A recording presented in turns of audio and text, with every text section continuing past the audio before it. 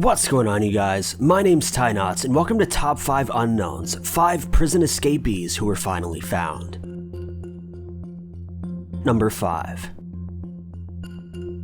In 1975, a woman by the name of Susan Lefevre was arrested after she was caught selling illegal drugs to an undercover cop from Michigan. She was tried and sentenced to 20 years for her crimes in Wayne County, Michigan. Though after only serving a year and 19 days of her sentence, she managed to jump a barbed wire fence and escape the prison. After her successful escape, her grandmother waited for her on the other side to take her in. Later on, with just $200 to her name, Susan decided to move to California. She then changed her name to Marie Day and worked odd jobs around town, as she couldn't use her social security number to get a real job. As time went on, Susan eventually met a man named Alan Walsh, and the two became married. They lived together for 22 years and had 3 children that they raised in a high-end part of town. She never once informed her family of her previous life, though relatives that lived back in Michigan began to inform her that the police were closing in on her. Finally, in April of 2008, while Susan was in her front lawn working in her garden, she was confronted by federal agents, who arrested her and took her back home to Michigan. She was then sent to prison once again for 13 months before being released on parole. After this, she wrote a book, appeared on numerous television programs to tell her story, and now lives back with her family in California. Number 4. In late 1972, a man named Robert Johnson left his California home to hitchhike his way to a friend's house, who lived in Colorado. Robert was eventually picked up by a man named Michael Lucas.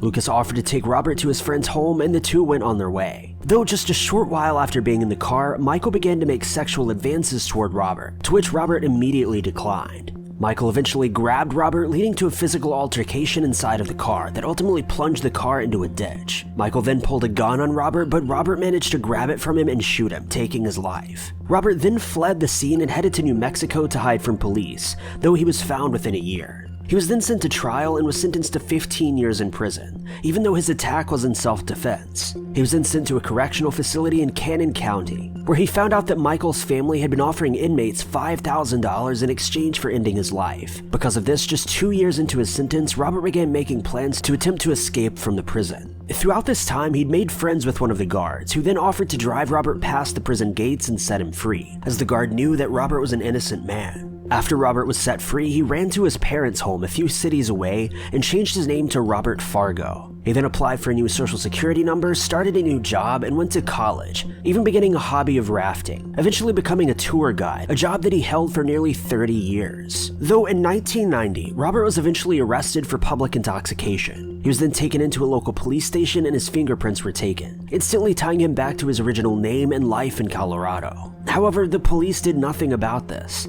Instead, they just let him sleep it off and sent him home the next day. 8 years later, Robert got married and settled into a comfortable life in California.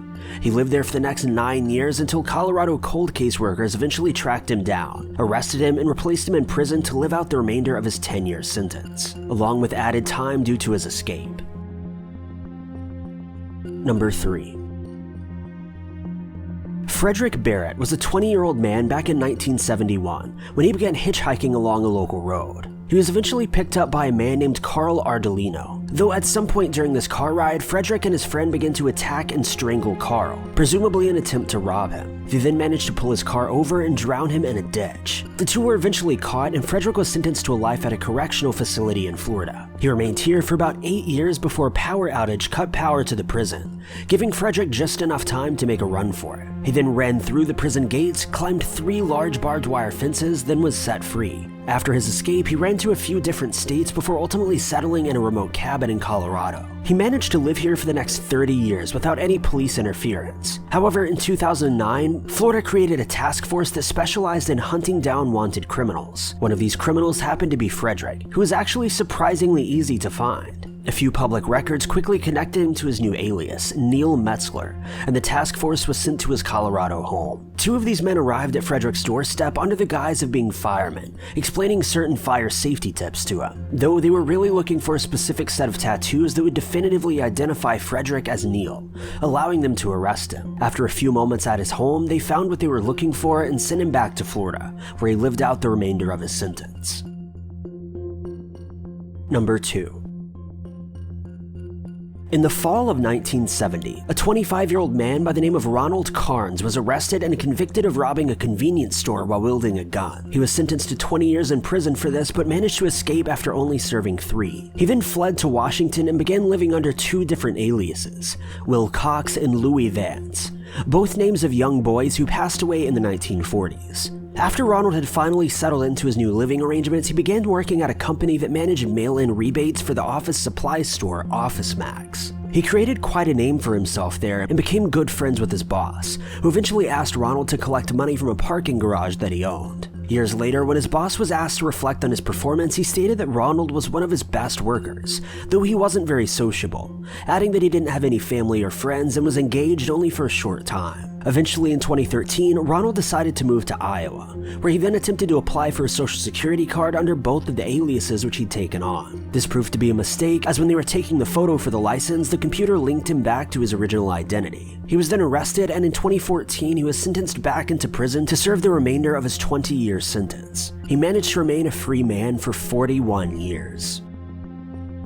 Number 1.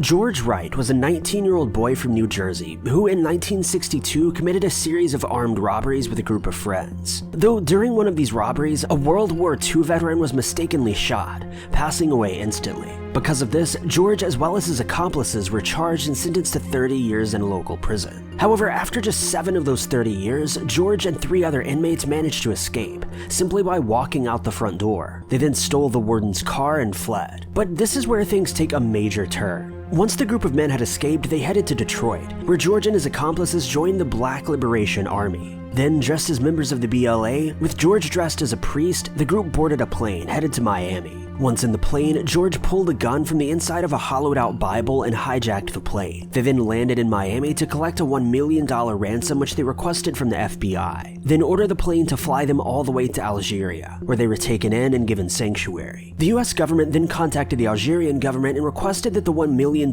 be returned, to which they agreed. However, they didn't return the fugitives. Years went by and little was heard of these men again, until 1976, when they were arrested in Paris after being caught carrying fake passports. The US government wanted them to be transported back home where they would be tried for their crimes, though the French refused and insisted on trying them there. They then served 5 years in a French prison before being set free in 1981. 40 years then passed when, seemingly out of nowhere, the FBI was alerted to a man who was living in Portugal, whose fingerprints matched that of Robert's. He was then arrested, and the US government planned to try him for his crimes, though Portugal refused to hand him over, stating that he was now a Portuguese citizen. He remains a free man to this day and plans to write a book about his life as an escapee. Patterson, news of an arrest half a world away is great relief. Feels like a burden has been lifted. That burden was fugitive George Wright, seen in this photo from 1963.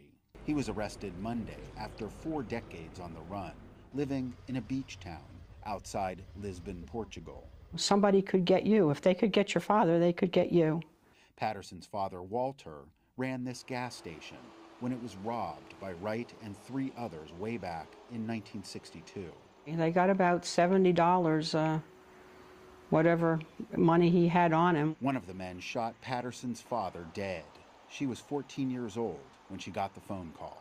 I threw the phone down and I started screaming, "No, no, no." Wright served 8 years behind bars for the crime, then broke out of prison. He joined a black militant group that hijacked a plane in 1972. They demanded a $1 million ransom for the kidnapped passengers, forcing an FBI agent to deliver the money wearing only his underwear. The hijackers flew to Algeria, where they received political asylum. All the other hijackers were ultimately arrested by U.S. authorities long ago, except Wright, who had disappeared until this week. Patterson misses her father every day. He was a kind and gentle man. You can tell by his face when you see the pictures. She keeps a shadow box with his picture and his Bronze Star from his Army service in World War II. Back at that time, so many kids would say, "Oh, I got the belt last night." But Daddy was never like that. If we needed discipline, he would say, "What did you do that for?" And you'd stop and think and say, "What did I do that for?" Wright, now 68 years old, was married with 2 adult children. He was working as a nightclub bouncer when he was arrested Monday after investigators matched his fingerprints to a Portuguese ID card. Thank you guys so much for watching. If you like this video, be sure to click that like button. Also, don't forget to subscribe and click that notification bell to keep updated with our videos.